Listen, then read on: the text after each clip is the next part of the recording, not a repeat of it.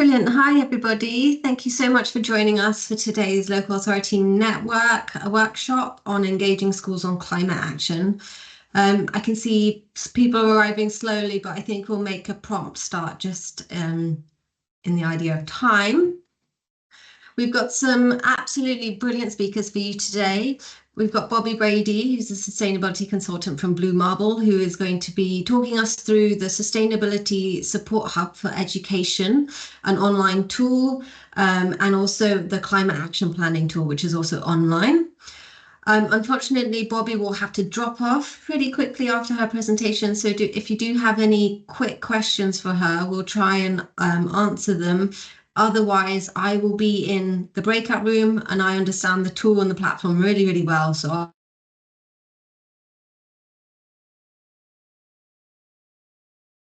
I think my internet just dropped. Apologies, but I will be able to answer your questions in that breakout room. We also have Oki Stott, our climate action advisor from Let's Go Zero. And she will be in the breakout room after her presentation. So do hold on to that.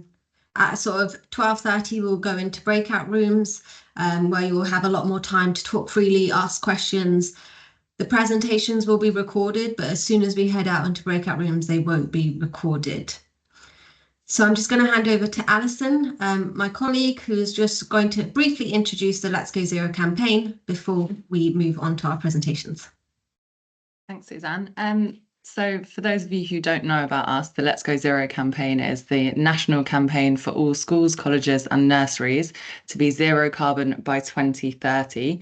By signing up to the campaign, schools are declaring their ambition and their intent to get to zero carbon and become more sustainable within their school buildings and their school activities, and also to kind of add their voice to the growing movement for change and prove to government that there is demand and need from schools for support and funding.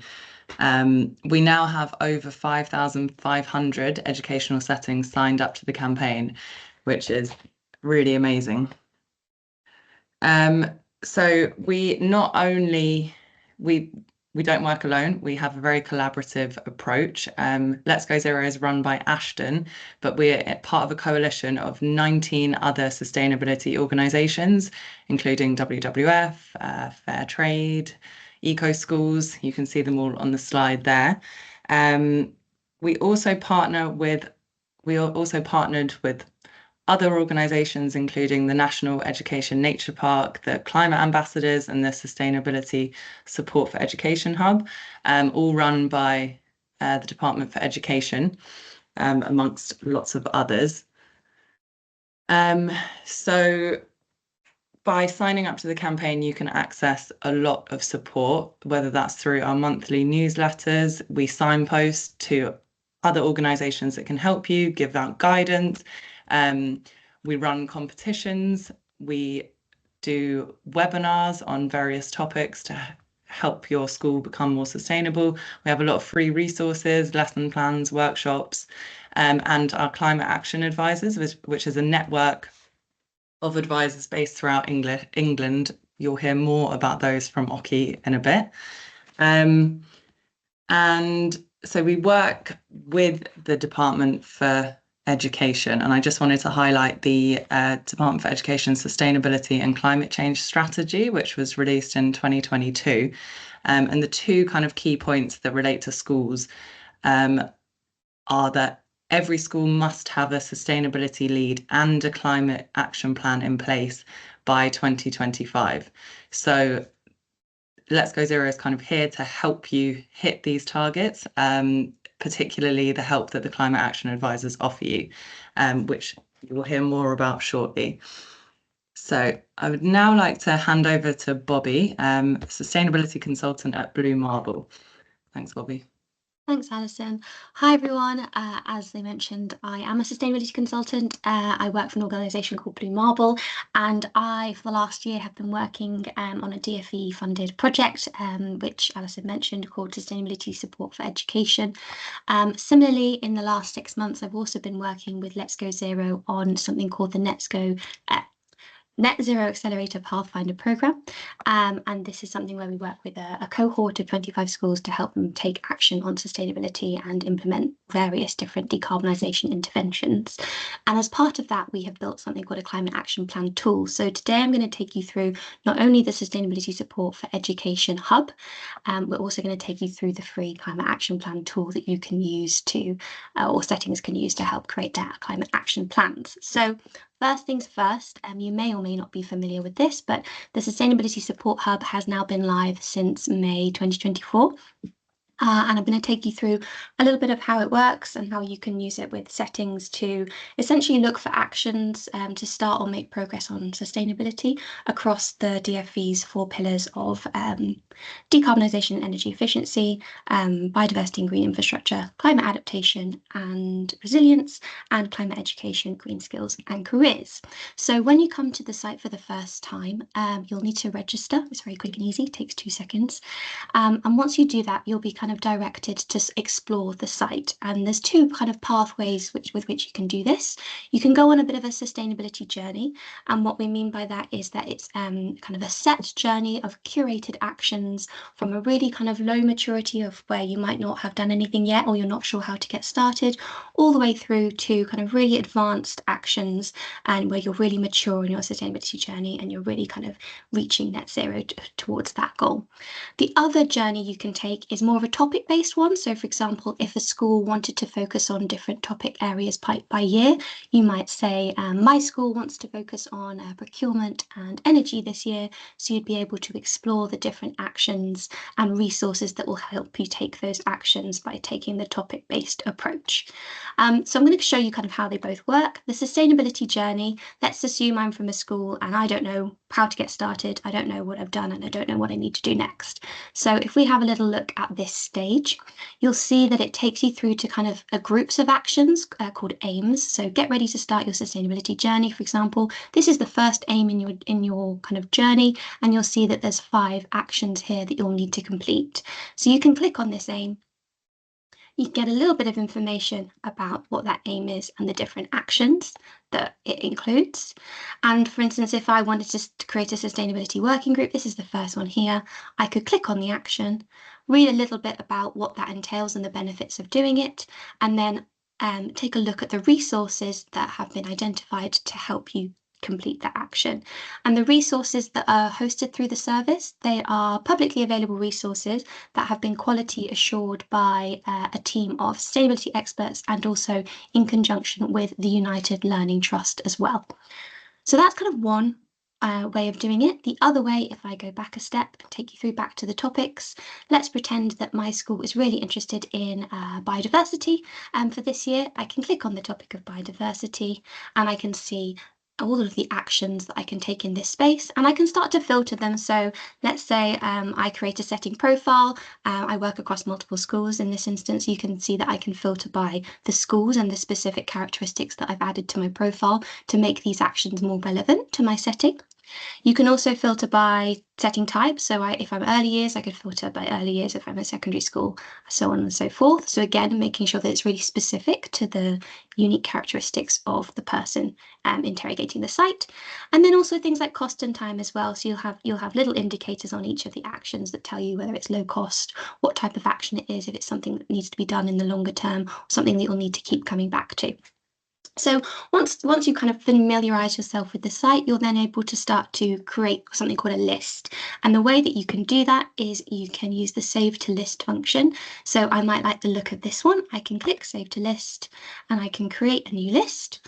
Let's say this is for ABC School 2025.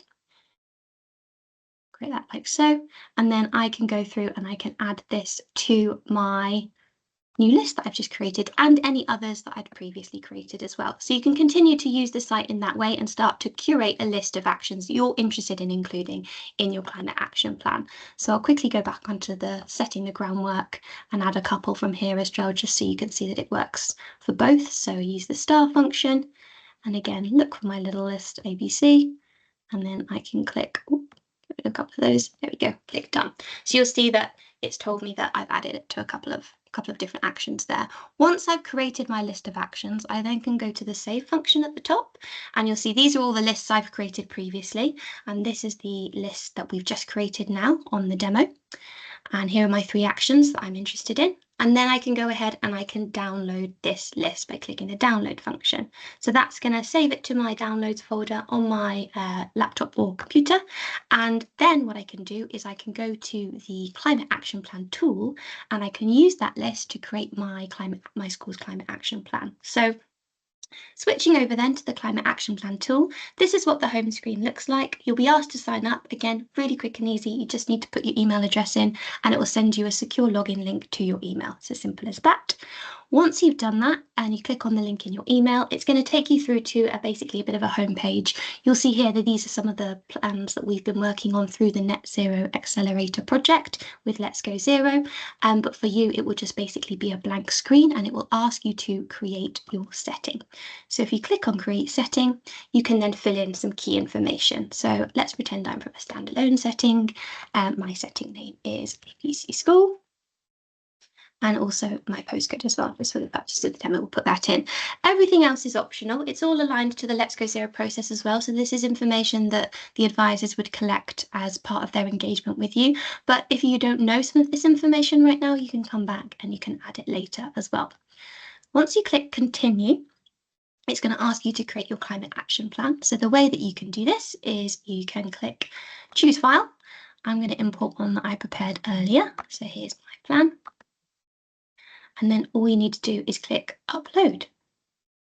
And it's as simple as that. Once that's done, you can view your action points, and this is your plan. So you'll notice that it's set out into the 4 pillars of the DfE's climate change and sustainability strategy, as well as a 5th pillar that captures things like more cultural actions and stuff that kind of helps you to embed sustainability as an ethos across the school as well. So they're the kind of 4 pillars that they've been segmented into.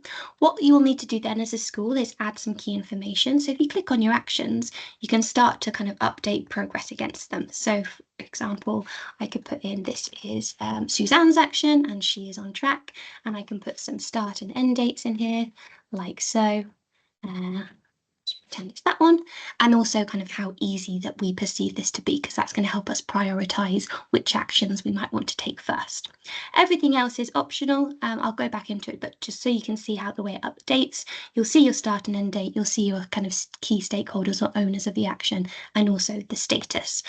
The other bits of information you can capture in here are also aligned to the Let's Go Zero process. So you can capture any resources you need, whether there's a cost associated with the action, potential carbon savings. So in some instances, the Let's Go Zero advisors will be able to kind of advise you whether how much of a carbon saving that particular action would produce if you complete it, and also topics as well. So for instance, if it was the topic of decarbonisation, you could kind of break that down into things like water and waste and procurement and so on and so forth. So that gives you an opportunity to kind of break your plan down into more bite-sized chunks, and then also a bit for KPIs and measures and links to your school development plan as well.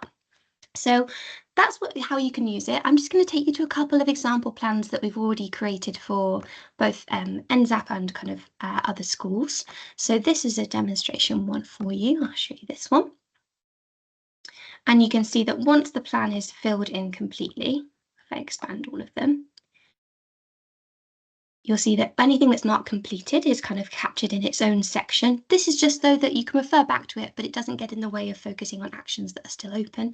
And once you've added this key information, you can then go to the timeline tab, and it will give you a really nice visual of where you are on your journey without kind of having to read through your plan. So you can really quickly see, oh, we need to complete an energy review. We've said we wanted to do that now. We should probably start having conversations about how we're going to do that. Or if we need to delay it, move those dates back a bit. So there's a nice visual there for you. And then also just for each of the schools that come to the site, for instance, if you haven't spoken to a Let's Go Zero advisor yet and you did want to play around with it and have a go at creating your own plan as a draft, you can come here and get a bit of advice that has been set out by the Climate Ambassador Scheme. So that's another of the DfE funded projects, and they'll kind of give you advice on a kind of building a whole setting approach as well. And there are links through to the ambassadors and the advisors as well if you need their support building out your plan. Final bits and pieces before I stop talking. Once you've created your plan, you'll probably want to share it with someone in your school, so you can invite a new member. So you click new member and you can put their email address in here, and it will click send invite, and that's going to send them a secure email, and that will log them into the tool, and they'll be able to see this plan and start to kind of view it and update it alongside you. And finally, last thing is you can download it as a PDF. So this means you can print it and you can bring it with you to meetings. You can put it on notice boards, share it where it's important to you in newsletters or reports. And it looks a little bit like this. And again, it is aligned with the Let's Go Zero Advisors climate action plan template as well. So everything is kind of built so that they align nicely together. And no matter where you start your journey, they all operate in kind of one big package. I think that's everything. I'm going to stop sharing now, and I've got a couple of minutes for questions if anyone has any. Great, thank you so much. We've had one question in the chat, but everyone please do send your questions in while Bobby has a couple of minutes. The first one is, do you have a video guide that can be shared with schools for this?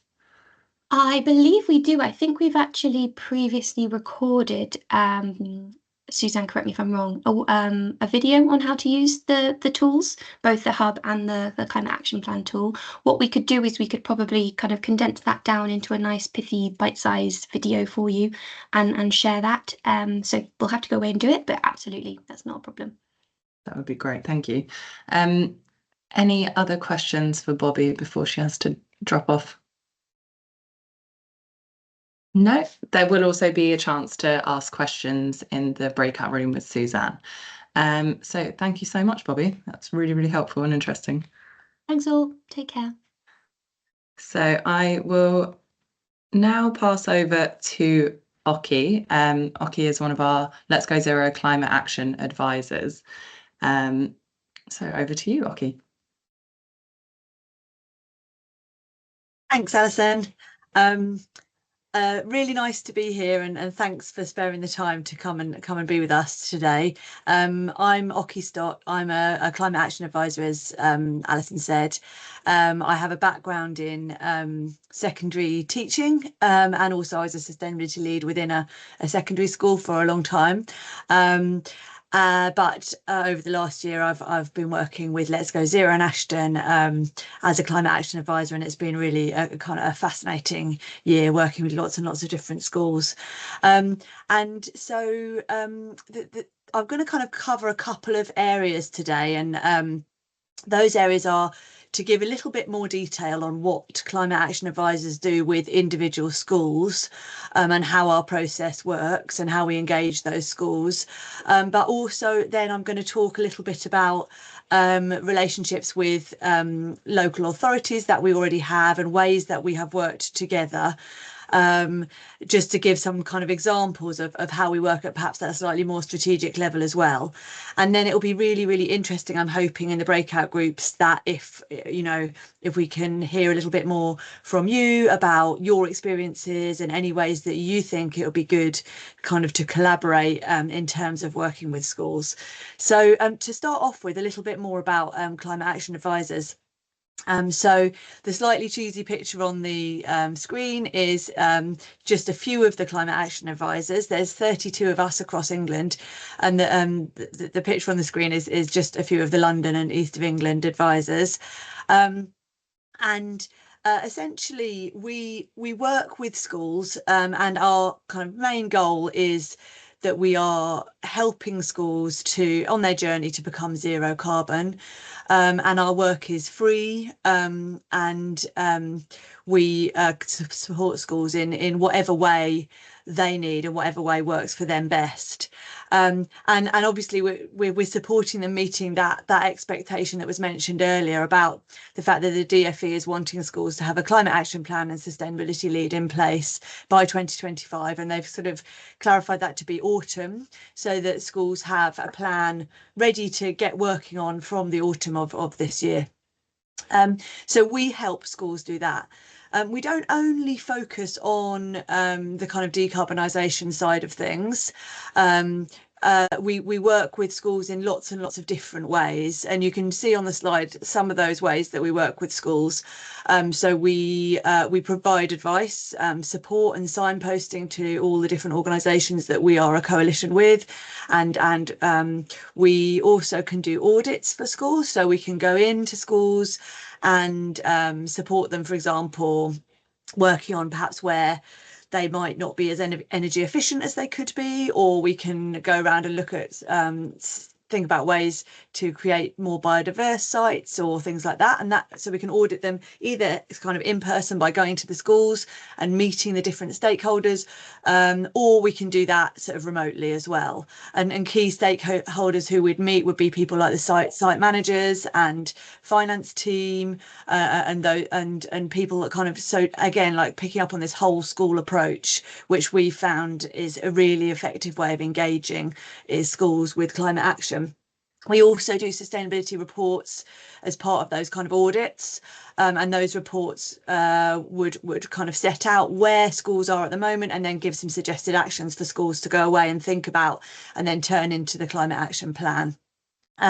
We also help schools with using the Count Your Carbon tool, which Eco Schools has designed, and that's aimed at creating a kind of carbon baseline for schools, and I'll say a little bit more about that in a minute.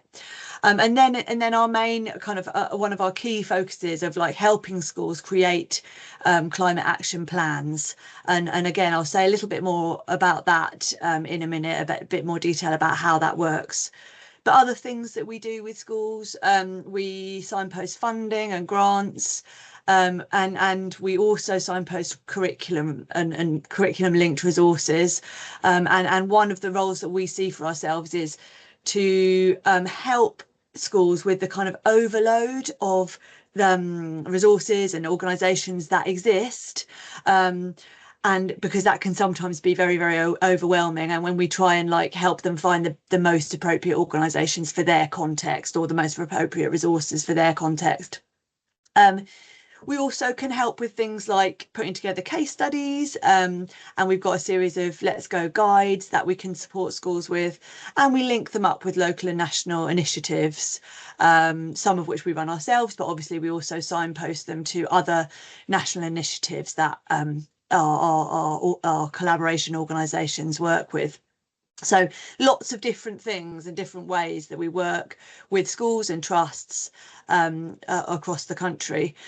Just very briefly as well, because I know that this is a kind of focused on engagement, the ways that we engage schools vary, but a kind of key process is that once a school has got in touch with us and just said that they want some support, we aim to have like a brief online meeting, and in that online meeting we would try and pin down what it is that a school needs support with and some of the barriers that they're facing, and then we try and work with them from where they're at, and really try and understand their context. And we found that really helps in kind of helping kind of take action and helping make those actions happen. And then from there we take a kind of flexible approach where once we've met with the school and online and tried to understand a little bit about what they need in their context, then we would make a decision as to whether we would go into the school or whether we would stay online, or whether the school just needs some support in with a few resources or so on. But one of the key things that we found as well is that we don't just meet the school and make the plan and leave it at that. The aim is that then we would kind of touch base with the school or trust once a term to support them in delivering the plan or the actions that they want to take forward, and kind of maintaining that relationship and you know, updating resources and as I said, like highlighting funding. So we're not just leaving them with the plan, but we're actually kind of supporting them with delivering it throughout the year. And then if we've, and I'll come to the Count Your Carbon in a minute, which I was going to talk about as well. So just a little bit more on that climate action planning process. So we, as I've said, we would meet the schools and we would help them identify their priorities, any barriers, and then we give that further support as plans are put into action. And just to kind of develop that, we also, another thing that we found that schools can be really useful for schools and trusts is that we can link their plan with their other key strategies and with Ofsted inspection criteria or other inspection criteria that the settings want to kind of link it with. And that is also another kind of key engagement tool, particularly when schools know that, you know, inspections and things are coming up. And another thing, and I'm going to talk a bit more detail about this next, is helping those schools do their carbon footprints using the Count Your Carbon tool. So a little bit more about that Count Your Carbon tool. You may well have come across it, but it's developed by Eco Schools, and basically it asks settings to gather data from various different areas, and kind of covers those all scope 1, 2 and 3 emissions, looking at buildings, looking at transport, food, purchasing, uniform, all of those things, and then pulls it all together to create like a pie chart like you can see on the slide. And why we find that useful to work with schools with is because, well, for a couple of reasons really. The first reason is that it sets a baseline for where schools are. And that can be then a year later, we'd hope to do it again and measure the effect of the actions that the school has taken. And that can be very empowering and kind of invigorating to see that your actions are actually making change in terms of carbon. And the other way that we use that tool is that we would look at the pie chart and we would think about what it suggests that a school could best do in terms of reducing carbon. So you might hopefully be able to see the one on this slide, and you can see that big purpley pinky section, and that's the student commute is the thing for this particular school that is causing the most carbon emissions. And so that would be like a clear place for a school to prioritise, because we all know that schools have of extremely little time to do their climate action. The climate action plan, and probably you may well be aware of this, but sort of building on all of those things that we say, we support schools in all of these different areas, and we try and design climate action plans that cover all of these areas that you can see on the slide that the DfE has asked schools to have a look at, which usually relates to buildings, but also can link to things like transport and food. We think about climate education, green skills and careers, particularly if we're working with secondaries. We think about biodiversity and green infrastructure. So that's both engaging students with nature, but also trying to create more biodiverse school grounds. And we also try and support schools with taking action on adaptation and resilience. So lots of schools at the moment report struggling with overheating in particular, but obviously also flooding. So we try to help schools think about ways that they can maybe kind of take action on these things for the future. So that was a quick whiz through some of the things that we do with individual schools. And just to kind of link back, we are working alongside these 3 key partners that Alison mentioned earlier, along with a lot of other organisations that Alison also mentioned. And we've heard from Sustainability Support for Education, but the climate ambassadors are a brilliant resource in terms of, particularly they kind of line up volunteers to work with schools, and they also have a kind of series of experts that schools can call upon to support if a school is wanting to get information on a particular area. And we also work closely with the National Education Nature Park, and that links to the biodiversity side of things.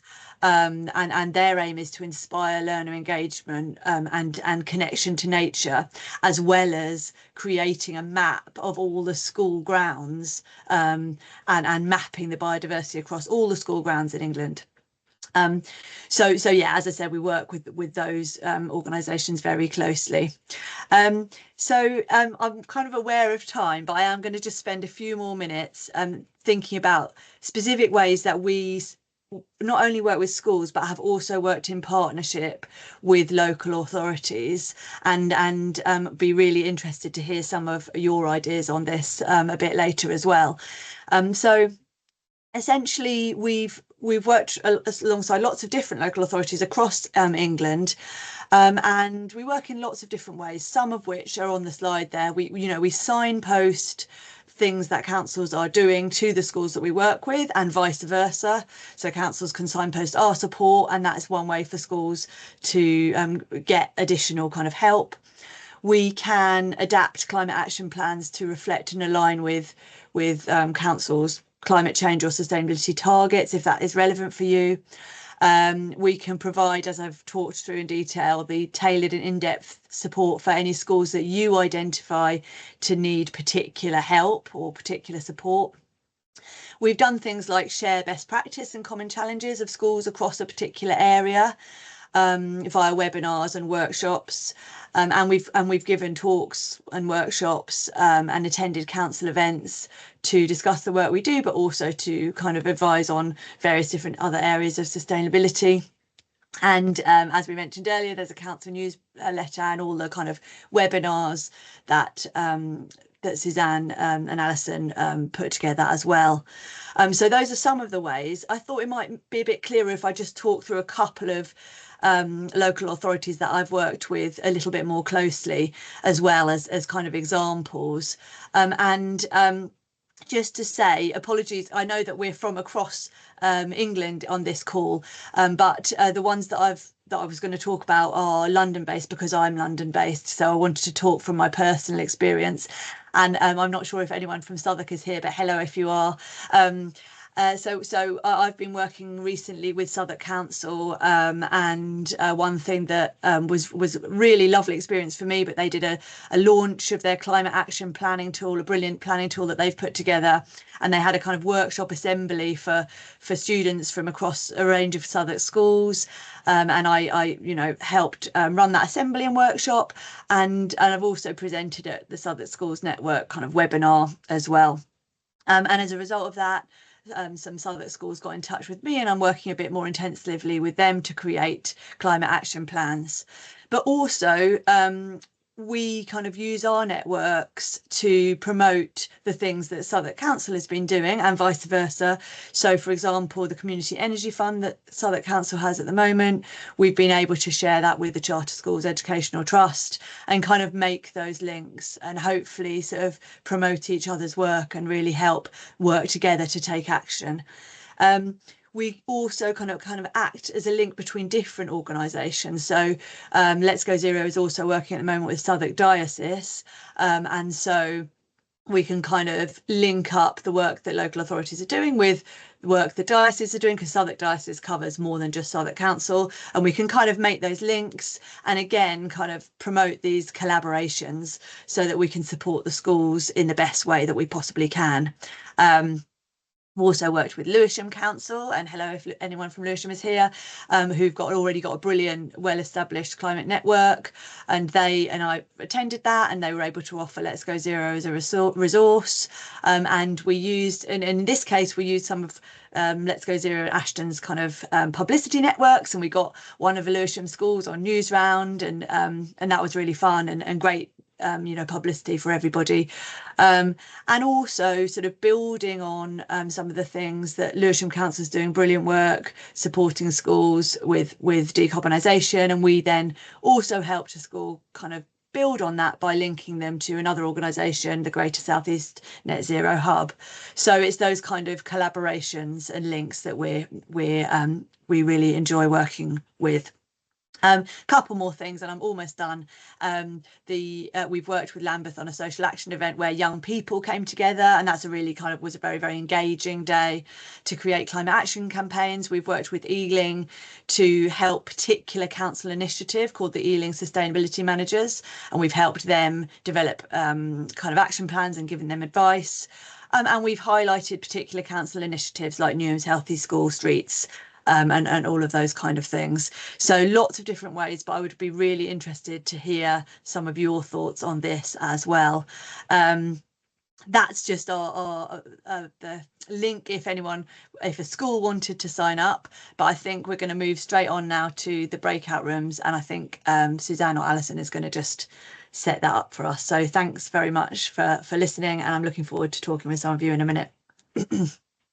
Brilliant. Thank you so much, Oki. That was really brilliant. Absolute whiz through everything we're doing at Let's Go Zero in terms of the climate action advisors. So we will head into breakout rooms. I did see a question in the chat. So Sarah, maybe you could join Oki's breakout room and ask that question for her. So just quickly, just some general rules for the breakout rooms. We try to be as inclusive as possible in all our workshops and online events that we do. So please do allow time for everyone to speak and participate, and be patient in terms of not interrupting others, respecting diversity and differing thoughts and opinions, value all contributions. And we're working with Chatham House rules, which is that anyone who comes to a meeting is free to use information from the discussion, but is not allowed to reveal who made that particular comment without explicit permission.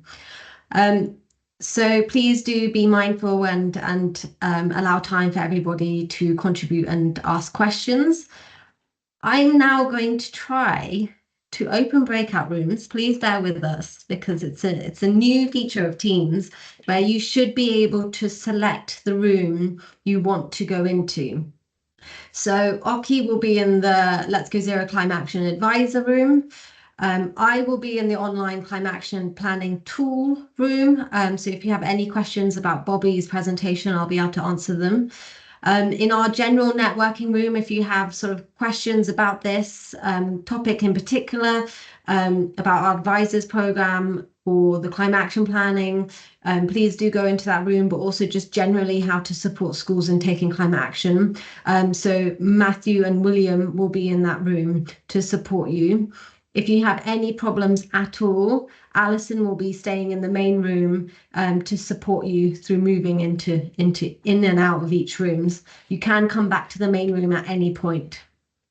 So I will open the rooms now, and hopefully you will be able to choose which room you want to go into.